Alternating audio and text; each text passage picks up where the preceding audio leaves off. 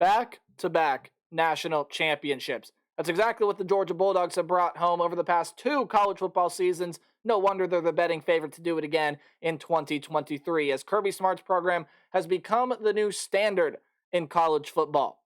Will the Georgia Bulldogs pull off a college football rarity and three-peat in 2023, or will the Bulldogs even fail to make an appearance in the college football playoff? What's up, Tailgaters? My name is Tailgate Nate. Welcome to my channel. Prediction season is finally here. I'm predicting each and every one of the 133 teams in FBS college football, which means I'm doing your favorite team. So go ahead and hit the subscribe button, ring the bell so you know when your favorite team's video gets uploaded. And hey, any other ways you can help support the channel would mean a lot to me too. You're already doing one by watching this video. Might as well hit the subscribe button, hit the subscribe button, of course, but like the video, comment, share. Anything can help support the channel means a lot to me. Prediction season finally here. We're starting with the only team you should start with, and that is the reigning back-to-back national champion Georgia Bulldogs. How predictions are going to work this year. We're going to go through a roster overview, look at who's gone, who's coming in, who's coming back, things like that. And then we are going to go through and predict game by game the record for Georgia football in 2023. So without further ado, let me pull a snippet of the roster up on board. And again, I cannot fit every single name on this list. These are just some of the more important and bigger names that I would like to highlight for the Georgia Bulldogs this year. Let's start out with the most important position on the field, the quarterback position, and Georgia is definitely losing an underrated position in Stetson Bennett. Stetson Bennett is gone last year, over 4,000 yards passing with 68% completion, 27 touchdowns, 7 picks. He was amazing for the Georgia Bulldogs, hence why he won back-to-back national championships with this team. Who's taking over for Stetson Bennett? Well, it's going to be one of either Carson Beck or Brock Vandagriff. Beck definitely has a little bit more playing experience, although very limited sample size. Beck last year in 35 pass attempts, over 300 yards, 74% completion percentage with 4 touchdowns. He is my vote to get the starting nod for the Bulldogs in 2023. What about skill positions for the Bulldogs? Well, that is all covered too. Don't worry about the running back position, even though you do lose your leading rusher, Kenny McIntosh, Kendall Milton, Dajan Edwards, and then this Robinson kid back there as well. Hey, all 3 of them are pretty good. That's a 3-headed monster at the running back position. In the wide receiver room, here's where you're taking a little bit of bigger hits. Dominic Blaylock is transferring over to Georgia Tech. A.D. Mitchell is transferring over to Texas. And Keiris Jackson has gone on to bigger and better things. But you do return Ladd McConkey, who was the leading receiver among wide receivers for the Bulldogs last year. Arian Smith is coming back, as well as Marcus Rosemy, Jack Saint. All 3 of those guys were staples in the wide receiver room last year, and they will be again in 2023. You also get a couple high-profile transfers coming in, and Dominic Lovett from Mizzou and Ra Thomas from Mississippi State. In the tight end room, you lose Darnell Washington and Arik Gilbert, but Brock Bowers comes back. He led the way for the Bulldogs last year in terms of receiving 63 catches, 942 yards, 7 touchdowns on the year. He'll be a force to be reckoned with again. That's the best tight end in the nation for 2023. Offensive line, you lose a couple starters in Warren McClendon and Broderick Jones, but hey, the offensive line is still set. Cedric Van Pran, Amarius Mims, Xavier Truss, and others will highlight what should be another spectacular year for the Georgia Bulldogs offensive line. Now, the defense is what has really captured a lot of college football fans and has led Georgia to back-to-back national championships. I do not have to speak on how good of a player Jalen Carter is. We know what he can be at the next level, but you also lose Robert Beal off of that defensive line, both of which had 3 sacks for the team last year. Who do you return? Mykel Williams, Nazir Stackhouse, and Tremel Waltower, both of which were able to get in there and get sacks as well. In fact, Mykel Williams, 4.5 sacks, I believe led the Bulldogs team last year. So lots of great players coming back on the defensive line, including 2 blue-chip freshmen. Damon Wilson from Venice, Florida, 6'3.5", 225-pound edge rusher, number 20th ranked overall player according to 24/7. And then Jordan Hall out of West Side in Jacksonville, Florida, 6'3.5", 317 pounds, 39th ranked player according to 24/7.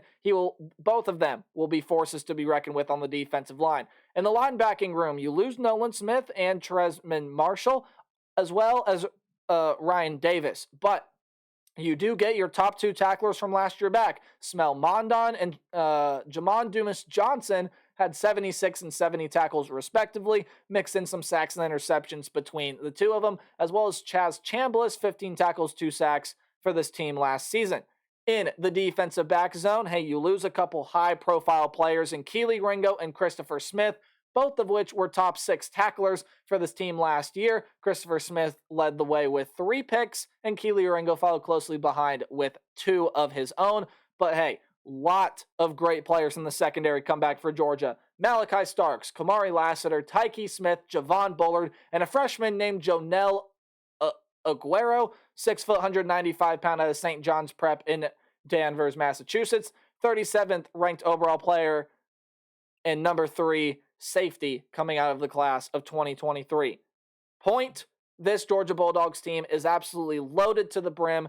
No surprise at all why they are one of the favorites to lift the trophy again in 2023. The Bulldogs are coached by Kirby Smart. Your offensive coordinator is Mike Bobo, and your DC is Glenn Schumann. Let's take a look at the Georgia Bulldogs schedule now. And hey, my key for my schedule this year is pretty simple. If you see a game underlined, that means it's a home game. If you see a game in italics, meaning like they're a little sideways, it's a road game. And then as far as highlighting the dates, if it's in green, it's a blowout win. If it's in yellow, you might want to watch out for that one, but it's a game I have them winning. And then red is a game that I have them losing. So for the Georgia Bulldogs, let's predict 2023. I don't think I need to talk much about those two games, so we're going to skip right past them. They're going to outclass UT Martin and Ball State. Should be 2 easy wins for the Bulldogs to start off 2023. And then things get interesting, right?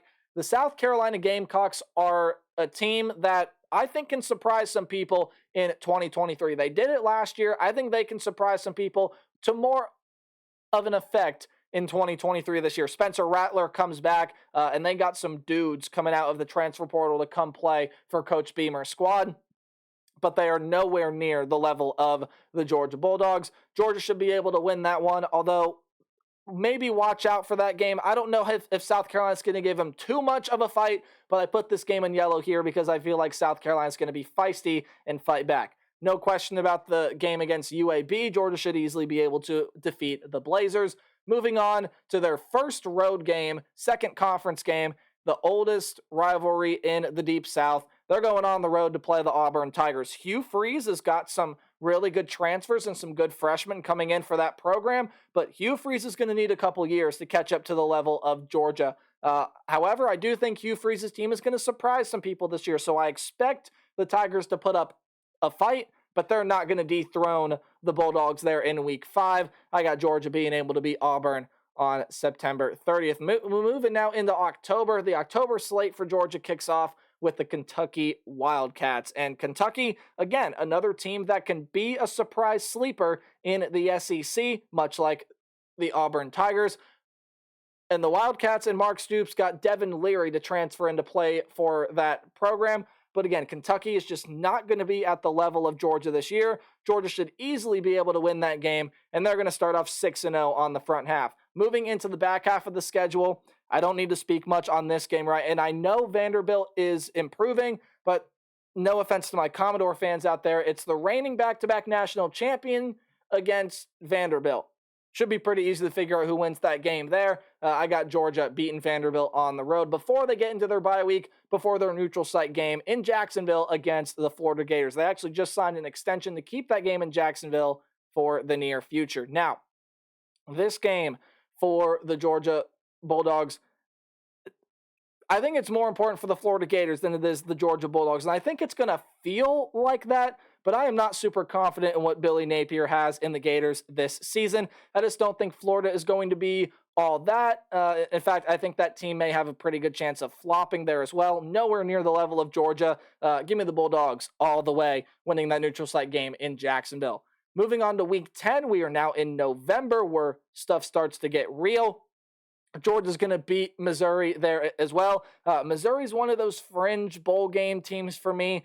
They might have to win a game they shouldn't in order to make a bowl. Nowhere near the level of Georgia. I got the Bulldogs beating the Tigers. Now, here's where the schedule starts to get a little bit interesting for the Bulldogs, as your other team, besides Auburn, to come out of the other division in the SEC is Ole Miss.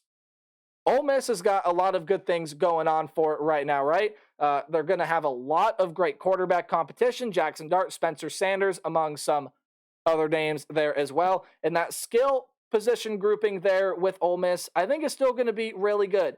But it's the defense that has got to give me the win for the Georgia Bulldogs. Ole Miss's defense continues to make steps and improvement, but I think Georgia's offense is going to be able to score enough points. And of course, we know what this Georgia defense is going to be: locked down, amazing. Georgia gets it done.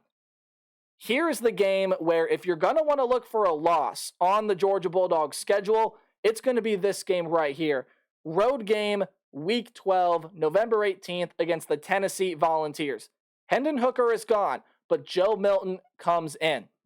This was a very highly anticipated game last year that Georgia ended up winning, I think, by 2 scores, pretty much dominating every facet of the game. This Tennessee team is still going to be really good, and I think they're going to scheme really well for Georgia, and Georgia, I think, is going to have some trouble in the loud environment of Neyland Stadium, but I do not think Tennessee pulls off the upset win, and I think Georgia keeps their winning streak alive as they move to 11-0, and I don't think I have to talk too much on this game. I think Georgia Tech is going to get better this year, but this rivalry has not been competitive in recent history, and it will not continue to be, as I do have the Bulldogs being able to beat the Yellow Jackets to finish with a perfect, unblemished record of 12-0, which, of course, is their best-case scenario. That's where I have them predicted as, but also, again, what if this team just doesn't gel like last year, which, again, very unlikely that they even lose one game if a loss is to be found. Maybe it's Tennessee, maybe it's Week 5